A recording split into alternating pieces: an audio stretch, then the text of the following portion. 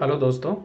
तो आज हम डिस्कशन करेंगे एंटी करप्शन ब्यूरो पर, जो कि एक काफ़ी इम्पोर्टेंट इस समय ऑर्गेनाइजेशन है और आप कंटिन्यूसली अखबारों में देख रहे होंगे कि एंटी करप्शन ब्यूरो से रिलेटेड रेगुलर खबरें आ रही है। इसमें हम कुछ चीज़ों के बारे में डिस्कशन करेंगे कि आखिर एंटी करप्शन ब्यूरो की कार्यप्रणाली कैसी है, एंटी करप्शन ब्यूरो कैसे काम कर रहा है इस समय, और केसेस जो उजागर किए हैं और इसका हायरार्की कैसी है, भ्रष्टाचार को लेकर राजस्थान सरकार ने क्या प्रयास किए हैं, वो सब चीज़ें हम डिस्कशन करेंगे। साथ ही देखेंगे कि भ्रष्टाचार की स्थिति भी कैसी है।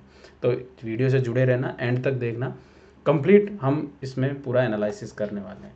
तो पिछले दिनों आप देख रहे होंगे कि अखबारों में कंटिन्यूसली कहीं ना कहीं एसीबी की खबरें आ रही है और वो कहीं ना कहीं किसी न किसी वे में और भ्रष्टाचारियों पे छापेमारी कर रही है। जैसे अगर मैं बात करूं, आपने सबसे ज़्यादा चर्चित खबर जो शुरुआत देखी होगी, वो 9 दिसंबर को हम एंटी करप्शन डे के रूप में सेलिब्रेट करते हैं। और उस 9 दिसंबर को हमारे एंटी करप्शन के एसीपी थे, और एसीपी मतलब असिस्टेंट कमांडेंट ऑफ जो पुलिस होते हैं वो। तो एसीपी साहब क्या कर रहे थे कि 1064 नंबर एक्चुअली एंटी करप्शन से रिलेटेड है, तो ये बता रहे थे जनता को और उनको कह रहे थे कि आप मतलब कोई भी दिक्कत हो, भ्रष्टाचारियों के अगर कोई भी बात हो तो आप फटाफट से मुझे कॉल करो। जबकि 1 घंटे बाद में वो खुद ही पकड़े गए हैं, मतलब भ्रष्टाचार के मामले में। बड़ी अजीब बात है। इसके अलावा अगर हम देखें कि एसीबी ने अभी लेटेस्ट अगर कोई बड़ा जो छापामारी की है वो की है रेवेन्यू बोर्ड के सदस्यों पर, जिसमें बीएल मेहरा और सुनील शर्मा और उनके दलाल को पकड़ा गया था। तो ये खबर भी आप देख रहे होंगे। अब मेरा क्वेश्चन आपसे ये है कि फटाफट से मुझे ये बताइए कमेंट बॉक्स में जवाब देकर कि कितने सदस्य होते हैं आपके रेवेन्यू बोर्ड में, और रेवेन्यू बोर्ड में उन सदस्यों के साथ साथ ये भी बताना है कि इन सदस्यों 20 सदस्यों में, चलो 20 तो मैंने ही बता दिया आपको, इन 20 सदस्यों में कितने आरएस ऑफिसर्स होते हैं। ठीक है, आरएस ऑफिसर कितने होते हैं और आईएएस ऑफिसर कितने होते हैं, ये और बता देना मुझे जस्ट, है ना। केवल 20 तो मैंने आपको आंसर कर दिया है कि कितने सदस्य होते हैं जो। तो इसके अलावा जैसे आपने देखा होगा, खबर पड़ी होगी, जो एसपी दौसा है उसको गिरफ्तार किया गया, बांदीकुई की एसडीएम को गिरफ्तार किया गया, पिंकी मीणा, जिनकी पहली पोस्टिंग हुई थी। या फिर बांग्लादेश से भी कई सारे साइबर सेल के ज़रिए पकड़ा गया था। और ऐसे ही आपने देखा होगा एक तहसीलदार को पकड़ा गया था जो पैसे जलाते हुए पकड़ा गया। ऐसे ही एक एसीएफ को पकड़ा गया जो सवाई माधोपुर में उप वन संरक्षक तैनात हुआ करता था। मतलब यानी कि कई सारी खबरें रेगुलर अखबारों में जो धरपकड़ की है। ज़रूरी इस बार नहीं है कि केवल इसी बार एसीबी एक्टिव हुआ है, इससे पहले भी एसीबी एक्टिव था, पहले भी खबरें आती थी। लेकिन इतनी रैंडमली, पहले तो क्या होता था कि रैंडमली खबरें आती थी कि कभी आई कभी नहीं आई, पर इतनी कंटिन्यूसली खबरें जो है ना वो इसी बार आ रही है। मतलब यानी कि सरकार ने काफ़ी कुछ छूट दी है एसीबी को। अब सरकार ने ऐसी छूट क्यों दी है, क्या रीज़न है इसके पीछे, वो भी हम आगे वीडियो में डिस्कशन करेंगे। तो शुरू करने से पहले आप लोगों को बता दूं कि मैं अनअकैडमी प्लस पर एजुकेटर हूं, और आरएस, एसआई और इनसे रिलेटेड कंटिन्यूसली मेरी क्लासेस चल रही है। अगर आप पटवार या कोई भी एग्ज़ाम की प्रिपरेशन कर रहे हैं, आरपीएससी से हैं या आरएसएम एसएसबी से रिलेटेड जो भी एग्ज़ाम्स आप देना चाह रहे हैं, तो अनअकैडमी प्लस को ज्वाइन कर सकते हैं। बेनिफिट्स ये रहेंगे, क्यों करें अनअकैडमी प्लस को ज्वाइन, तो इसके पीछे रीज़न ये है कि आपको एक तो सिंगल सब्सक्रिप्शन लेना है। मतलब यानी कि आपको अलग अलग कोर्सेज़ के अलग अलग पैसे नहीं देने हैं। अगर आप मल्टीपल, क्योंकि हमारे राजस्थान में ऐसा है कि हम मल्टीपल एग्ज़ाम्स की तैयारी करते हैं, तो आप मल्टीपल एग्ज़ाम्स की तैयारी एक सिंगल सब्सक्रिप्शन से कर सकते हैं। वहाँ पर आपको पीडीएफ नोट्स भी मिलेंगे, डाउनलोड कर सकते हैं, प्रिंट आउट करवा सकते हैं अपने लेवल पर। अनलिमिटेड क्विज़ मिलेंगे, आप कभी भी क्विज़ दे सकते हैं, हर 10 मिनट 15 मिनट में क्विज़ चलते रहते हैं। लाइव और रिकॉर्डेड क्लासेस मिलेगी आपको, लाइव क्लासेस अगर आपकी छूट जाती है तो रिकॉर्डेड देख सकते हैं। इसके अलावा लाइव डाउट क्लियरिंग सेशन रहेगा, आप एजुकेटर से डायरेक्ट जुड़कर और लाइव अपने डाउट्स पूछ सकते हैं। तो इसके लिए आपको क्या करना होगा, अनअकैडमी लर्निंग एप्लीकेशन डाउनलोड करके और मनीष लाइव रेफरल कोड से आरपीएससी का सब्सक्रिप्शन लेना होगा। इसके अलावा ज़रूरी नहीं है आप आरपीएससी की तैयारी कर रहे हो, आप SSB, bank, railway, SSC, bank, railway, MPCS, UPPCS, UPSC, NEET, JE, किसी भी एग्ज़ाम की तैयारी कर सकते हैं। आप मेरा कोड यूज़ करें, 10% आपको इसमें ऑफ मिलेगा। जो प्राइजेज़ है, अगर मैं आरपीएससी की बात करूं तो 7,000 आरपीएससी की प्राइस है, जो आप अगर यूज़ करेंगे तो आपको 6300 रुपये में 12 महीने का कोर्स मिल जाएगा। इसके अलावा 1 महीने 3 महीने के कोर्सेज़ भी अवेलेबल है। तो चलिए शुरू करते हैं। सबसे पहला मेरा बात यह है कि भ्रष्टाचार के मामले में भारत और राजस्थान की स्थिति कैसी है। सबसे पहली बात हम ये करते हैं कि भ्रष्टाचार की इस स्थिति के बारे में हमें ज्ञान कौन सा संस्थान कराता है। तो एक ऑर्गेनाइजेशन है इंटरनेशनल लेवल पर जो ये रिपोर्ट प्रकाशित करता है, ये बहुत ही ज़्यादा फेमस रिपोर्ट है इसकी, वो है ट्रांसपेरेंसी इंटरनेशनल। और ट्रांसपेरेंसी इंटरनेशनल जो है वो करप्शन परसेप्शन इंडेक्स जारी करता है 2020 के लिए। अभी इसने फैब 2021 में जारी किया है। इसमें क्या किया है इसने कि पहले जो हमारी रैंक हुआ करती थी वो रैंक थी हमारी 80वीं, यानी कि हम 80वें स्थान पर हुआ करते थे 2019 की रिपोर्ट में, जो कि अब हम 86वें स्थान पर चले गए हैं। यानी कि 180 देशों में हमारी रैंक 86वें नंबर पर चली गई है। हमारा जो स्कोर है, जो पहले कभी 41 हुआ करता था, वो अब गिरकर 40 हो गया है।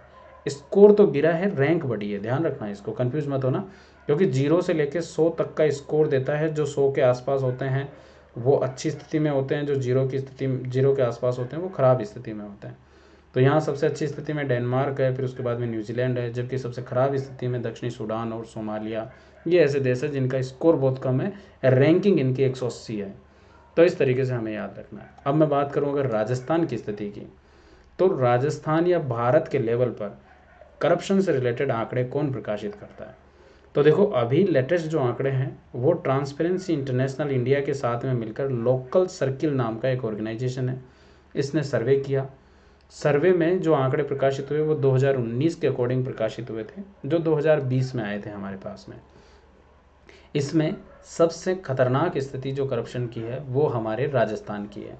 यानी कि राजस्थान भारत में सबसे ज़्यादा करप्ट राज्य है, यानी कि सबसे भ्रष्ट राज्य अगर हम बात करें तो राजस्थान है। तो आप देख रहे होंगे जैसे एसीबी के केसेस उजागर हो रहे हैं, उसकी स्थिति के मामले में भी राजस्थान नंबर 1 पर ही है। इसमें एक खबर जो है वो चौंकाने वाली है कि 78% लोगों ने, राजस्थान के 78% लोगों ने ये कहा है कि वो पिछले 1 साल में किसी न किसी वे में किसी न किसी को घूस दिए हैं पक्का। जैसे अगर मैं कहूँ पिछले 1 साल में, तो सेवरल टाइम्स यानी कि कई बार घूस दी है 22% लोगों ने, जबकि 56% लोगों ने एक बार घूस दी है। तो ऐसे करके हम कह सकते हैं कि 78% लोगों ने तो 1 साल के भीतर कभी ना कभी घूस दी है मतलब। तो एक तो ये स्थिति है राजस्थान की। दूसरी एक यहाँ पर आप देखो, राजस्थान में किस लोकल अथॉरिटी को स्पेशली आपने घूस दी है या सबसे ज़्यादा घूस ली है वो लोकल अथॉरिटी। तो आप यहाँ देखो, चौंकाने वाली बात यह है कि 44% जो घूस गई है ओवरऑल, मतलब उसमें प्रॉपर्टी रजिस्ट्रेशन और लैंड इश्यूज़ को लेके है। और यही खबर हम पिछले 2 दिन से ये पढ़ रहे हैं कि रेवेन्यू बोर्ड पर छापेमारी हुई, और रेवेन्यू बोर्ड के मामले में सबसे ज़्यादा भ्रष्ट का जो मामला आया वो रेवेन्यू बोर्ड का ही देखा गया है इस समय। तो जैसे आप देख रहे होंगे, भ्रष्टाचार का रेवेन्यू 20 माह में ज़मीन के 476 केस हार चुकी है राजस्थान सरकार।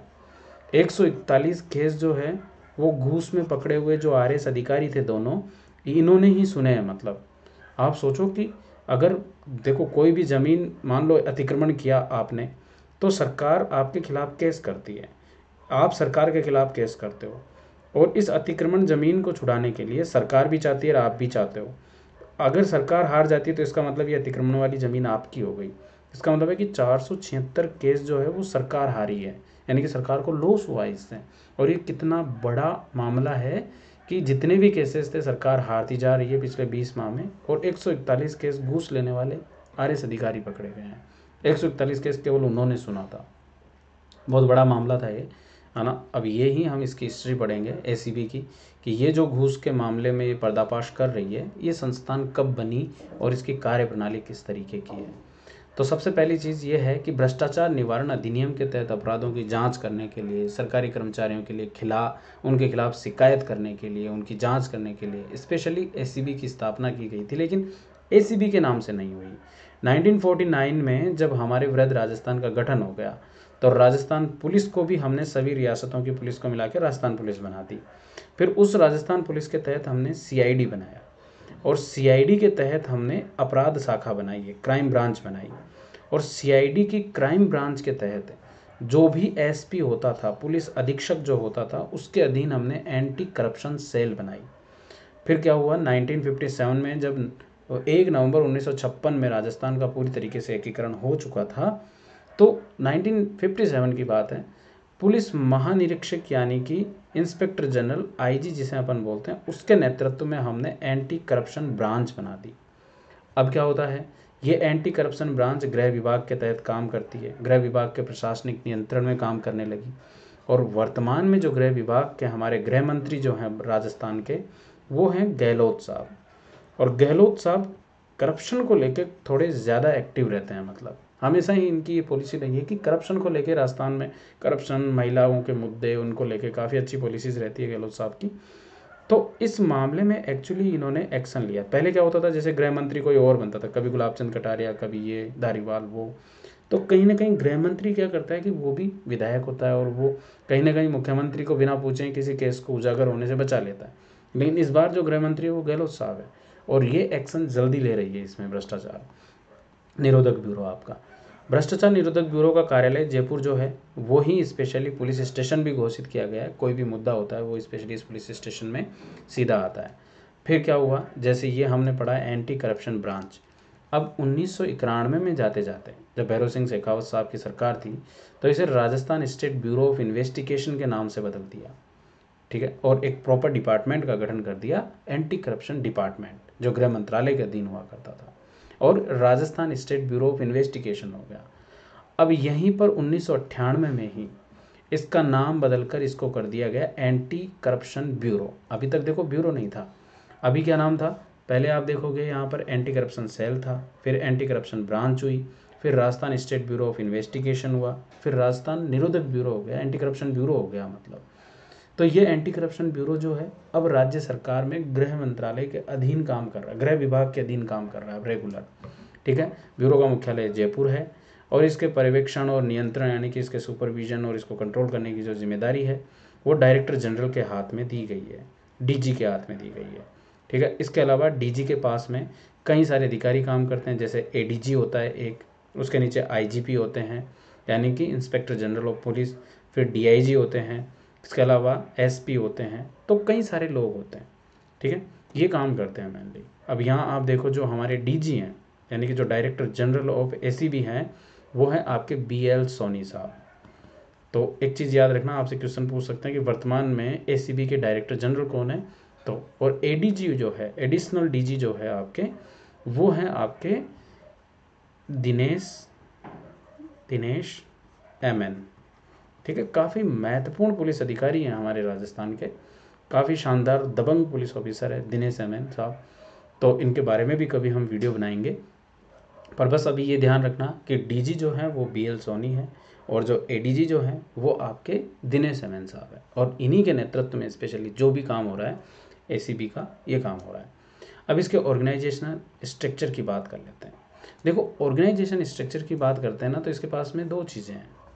एक तो इसके पास में कुछ सेल्स है, यानी कि कुछ ऐसी संस्थाएं हैं जो इसकी सपोर्ट करती है, जैसे एक तो लीगल सेल है और एक इसकी से टेक्निकल सेल है, ठीक है। इसमें अधिकारी होते हैं लेकिन लीगल सेल स्पेशली इसको लीगल सपोर्ट प्रोवाइड करवाती है, जैसे कौन सा काम वैधानिक रूप से सही है गलत है ये काम करती है।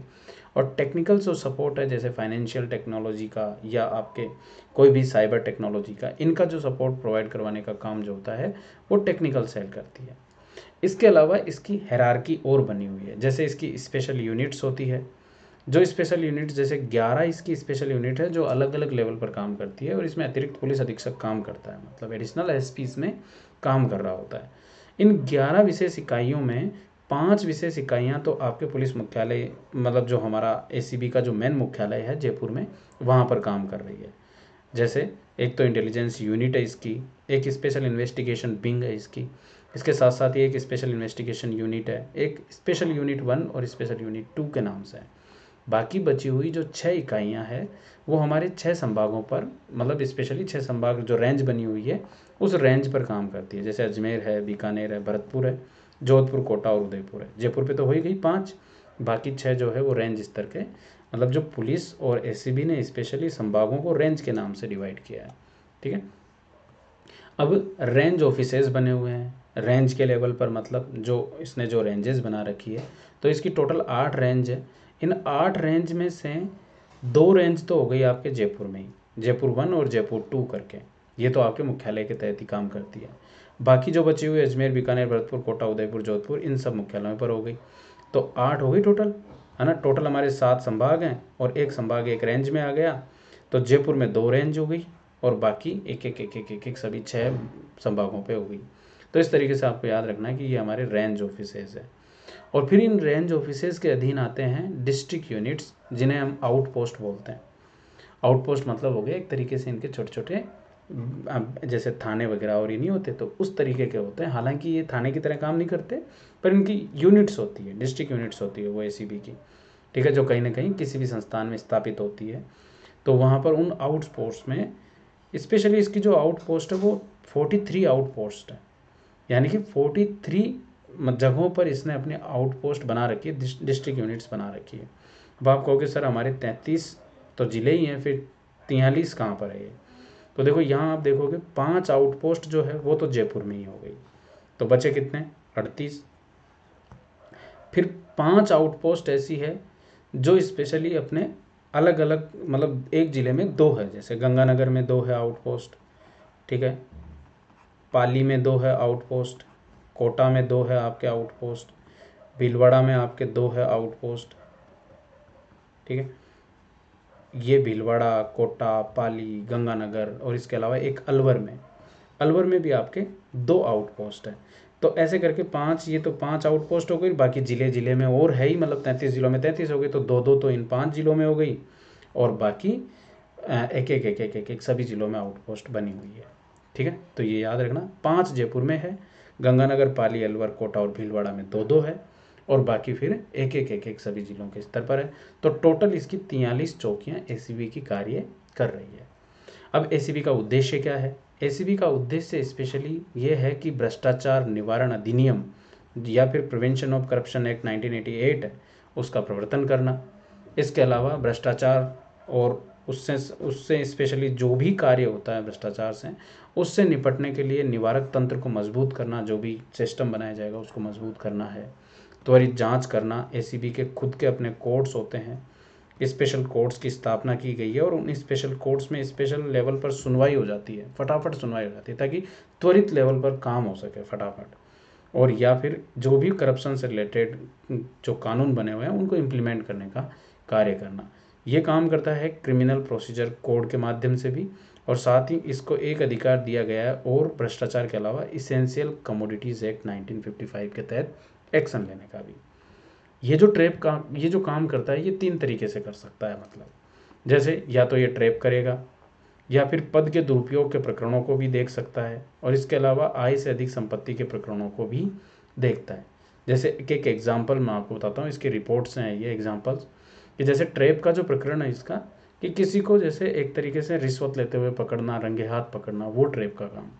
पद के दुरुपयोग का मतलब होता है कि कोई भी व्यक्ति अपने पद को गलत तरीके से यूज़ करता है, तो उस व्यक्ति को मतलब, या किसी को आर्थिक हानि पहुंचाता है, तो उसको भी ये गिरफ्तार कर लेते हैं। और आय से अधिक संपत्ति रखने के मामले में जैसे सहीराम मीणा का केस सुना होगा आप लोगों ने, नारकोटिक्स का, तो ये आय से अधिक संपत्ति का केस था। तो इस तरीके से 3 तरीके से ये कार्य करता है, एसीबी का काम ये है ना। अब राजस्थान में इतने लेवल पर भ्रष्टाचार है कि देश में सबसे नंबर 1 पर हम ही आते हैं भ्रष्टाचार में। तो सरकार क्या कर रही है इसको लेके? तो अभी लेटेस्ट सरकार ने एक डिसीजन लिया है कि एक तो हेल्पलाइन नंबर जारी किए हैं, कोई भी अगर आपसे रिश्वत मांगता है तो आप इन हेल्पलाइन नंबर पर कॉल कर सकते हैं। इसके अलावा आप व्हाट्सएप कर सकते हैं, आप व्हाट्सएप नंबर सरकार ने जारी किए हैं। ये गहलोत साहब का ट्वीट है, जैसे आप देखोगे 26 मार्च 2021 का, जिसमें लिखा हुआ है कि एसीबी भ्रष्टाचार के खिलाफ बड़ी कार्रवाई कर रही है, और इससे भ्रष्टाचारियों में भय का माहौल भी बना हुआ है। तो आमजन के लिए भ्रष्ट की गतिविधियों की सूचना देने के लिए एक तो एसीबी के ये व्हाट्सएप नंबर और हेल्पलाइन नंबर जारी कर रहे हैं, आप इन पर कॉल करके बता सकते हो। तो हालांकि ये एसीबी के नंबर पहले से जारी थे, केवल सरकार ने इसको और आगे भाई आप इनको और एक्टिव करने के लिए ये कर दिया। एक काम किया है अभी रिवॉल्विंग फंड का। ये रिवॉल्विंग फंड क्या होता है? तो देखो, रिवॉल्विंग फंड एक ऐसी रकम होती है, 1 करोड़ रुपए का सरकार ने रिवॉल्विंग फंड बनाया है। इसको समझ लो कि जैसे सरकार ने 1 करोड़ रुपए एसीबी को दे दिए, 1 करोड़ रुपए बजट में, अभी बजट में पारित भी किया था इसको, ये पकड़ा दिया एसीबी को। और एसीबी को पकड़ा के, और इसमें क्या होगा कि एसीबी, अब जैसे मान लो आप सूचना देते हो कि सर मेरे से ये बंदा जो है वो 1 लाख रुपए मांग रहा है, तो मैं क्या करूं? तो आपके पास तो पैसा है ही नहीं, आप कहाँ से दोगे? अब एसीबी को उस बंदे को पकड़ना है, उस अधिकारी को, तो एसीबी आपको 1 लाख रुपए देगी। आप 1 लाख रुपए ले जाके और उस भ्रष्ट अधिकारी को दे दो। जिस दिन आप दोगे वो सारी सूचना एसीबी के पास में रहेगी, मतलब वो एक्चुअली ट्रैप कर रही है उसको। तो वो 1 लाख रुपए जैसे ही ले जाके देगा, उसको तुरंत एसीबी रंगे हाथ पकड़ लेगी। तो इस तरीके से क्या होता है कि ये रिवॉल्विंग फंड है। ले दे के एसीबी के पास में वापस आ गए पैसे, उसको खर्च नहीं कर रही है, बस वो 1 करोड़ रुपए पड़े रहेंगे। और कोई भी अगर रकम मांगता है तो एसीबी उसको पैसे दे देगी, है ना, उस व्यक्ति को, और उसके माध्यम से किसी दूसरे को ट्रैप कर लेगी। तो इस तरीके से ट्रैप, उसको फंसाने के लिए एसीबी को ये रिवॉल्विंग फंड बनाया गया है। बजट के बाद में जब गहलोत साहब ने घोषणाएं की है इसको लेकर, और अभी पैसा भी एसीबी को जमा करा दिया है। अब एक इंटरेस्टिंग फैक्ट क्या है कि ये रंगे हाथ पकड़ना क्या होता है, लास्ट में जाते जाते हम इसके बारे में डिस्कशन कर लेते हैं। तो एक्चुअली एक पाउडर होता है फेनोप्थेलिन। फेनोप्थेलिन पाउडर को क्या करते हैं कि जो भी करेंसी नोट होते हैं उन करेंसी नोट पर अप्लाई कर दिया जाता है। ये पाउडर जो होता है एक तरीके से रंगहीन होता है, कलरलेस होता है, मतलब कलरलेस पाउडर होता है, ठीक है। अब इसको क्या करते हैं, जैसे इसके ऊपर लगा देते हैं किसी करेंसी नोट पर, तो ये दिखेगा नहीं। आप हाथ लगाओगे, आपके हाथों में भी नहीं दिखेगा। अब जैसे मान लो आपने पैसा दिया एक ए अधिकारी को, आपने ले जाकर पैसा दे दिया, वो वाला एसीबी यही करता है, रंगे हाथ पकड़ने का मतलब यही होता है। इसमें क्या किया, जैसे ही ए को आपने पैसा दिया, पैसे को वो छुएगा। जैसे ही वो पैसे को छुएगा, कभी छुएगा, मान लो हो सकता है कि वो अभी छुए, 1 घंटे बाद छुए, लेकिन वो ट्रैप में रहता है पूरा, मतलब उस पर नज़र रखी जाती है किसी न किसी वे में। फिर एसीबी तुरंत वहाँ पर पहुँचेगी और उसको सोडियम कार्बोनेट जो होता है उससे उसके हाथ धुलाती है। अब जैसे ही सोडियम कार्बोनेट के, जैसे ये तो है फिनोप्थलीन जो बिल्कुल कलरलेस है, जैसे ही सोडियम कार्बोनेट के साथ में रिएक्शन करेगा तो ये पिंक कलर का हो जाएगा, ठीक है। अब उसके हाथों से पिंक कलर दिखने लग जाएगा। तो सिंपल सा है कि जैसे ही वो पिंक कलर होता है तो उसको, उसके हाथ एक तरीके से ऐसा लगेगा कि ये रंगे हाथ हो गए। तो इसको बोलते हैं अपन रंगे हाथ पकड़ना। तो बस ये चीज़ याद रखना है, ये एक छोटा सा फैक्ट है। मान लो पूछ ले आपसे कि करेंसी नोट्स पर अप्लाई करने के लिए निम्न में से किस केमिकल या पाउडर का यूज़ किया जाता है, तो मेनली फिनोप्थेलिन पाउडर का यूज़ किया जाता है, ठीक है। तो ये बात हो गई हमारी कंप्लीट। तो अगर आपको वीडियो अच्छा लगता है तो आप वीडियो देखिए और इसको सब्सक्राइब कीजिए चैनल को, और साथ ही आप अपने दोस्तों के साथ में वीडियो को शेयर कर दीजिए, ठीक है, ताकि ज़्यादा से ज़्यादा हम और वीडियो बनाएं करंट न्यूज़ पर, इन पर। तब तक के लिए धन्यवाद। और बाकी आप जो भी मैंने क्वेश्चंस पूछे हैं उसका कमेंट बॉक्स में जवाब दे देना है कि आईएएस ऑफिसर और आरएस ऑफिसर रेवेन्यू बोर्ड में कितने होते हैं। और अगर नहीं पता तो उससे रिलेटेड आप मेरा पुराना जो वीडियो है वो जस्ट देख लेना आप लोग। इसके अलावा आप अनअकैडमी प्लस का सब्सक्रिप्शन ले लीजिए। आरपीएससी का सब्सक्रिप्शन ऑप्शन आपके सामने अवेलेबल है, 10% आपको छूट मिलेगी ही।